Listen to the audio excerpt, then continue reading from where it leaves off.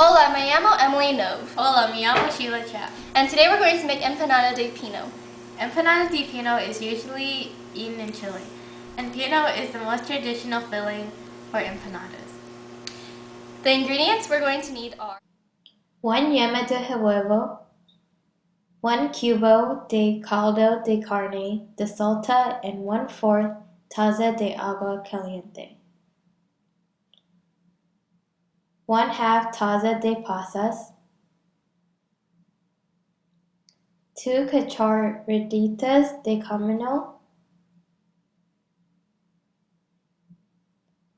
1 cucharadita de polvo de chile, 1 cucharada de pimentón, 2 cucharadas de harina, 3 cebollas grandes picadas, ajo picado, 2 huevos duros en rodajas, 2 cucharaditas de leche, 1 libra de carne molida. Empanada de masa. The first step is to oil up the pan, and then you add the garlic and stir it until it turns into a golden brown. You add the garlic first because it is way slower to cook. And now you put in the onions. We have the salute. Garlic and onions go first because we want the heat from the stove to cause the water in the onion to evaporate, causing the other nutrients and sugars to be released. This process is called caramelizing. 3 types of Chilean empanadas. Como. The first empanada is a pino empanada, which we are making. The second is usually filled with seafood and is usually fried. The third type contains cheese and may be baked or fried, although the latter form is more common. Although we're making the Chilean empanadas, there are also empanadas that are made in Spain, Portugal, the Caribbean, Latin America, and the Philippines. And now in a separate pan, you cook the beef, stirring and crumbling the meat until brown. You continue this routine for 5 or 10 minutes. ¿Por qué? As you listen closely, you can hear the meat sizzling. This is due to the molecules moving fast. The molecules in the meat are moving fast because of the heat from the stove. Once the beef is done browning, you add the beef into the onions. After you add the beef, you start adding the paprika, chili powder, cumin, beef bouillon, salt, and pepper. Once you add all the ingredients together, you stir them.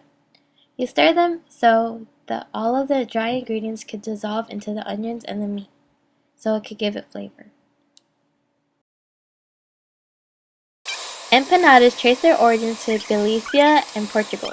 Due to the Portuguese colonization of Brazil and a large number of Galician immigrants in Latin America, the empanadas and the empanadas gallegas has also become popular in those areas.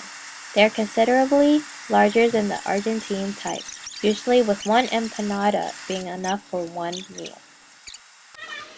Once you're done with the filling, you put it in a Ziploc bag and refrigerate it for 1 day. You also do this with the empanada dough if you make it handmade. And now when you're done refrigerating the dough and the filling for an hour, now you shape the empanadas. You shape the empanadas by rolling it into a golf ball size. And now on a floored surface, roll each ball of dough into a 6-inch diameter circle, about 1/4 inch thick. ¿Por qué? You make the dough 1/4 inch thick, so when you actually cook the empanada, the dough will cook faster since the meat is already pre-made. Then you add 1 tablespoon of beef filling, a few raisins, and a slice of hard-boiled egg to the middle of the circle. Then you brush the edges with egg wash and fold the pastries in half over the filling to make a semicircle. And then you seal the edges by pressing down with your fingers. Brush the sealed edge lightly with egg wash, then turn the edge toward the middle and press your finger to seal it. Now you brush the oil on the wax paper so the empanadas won't stick on it.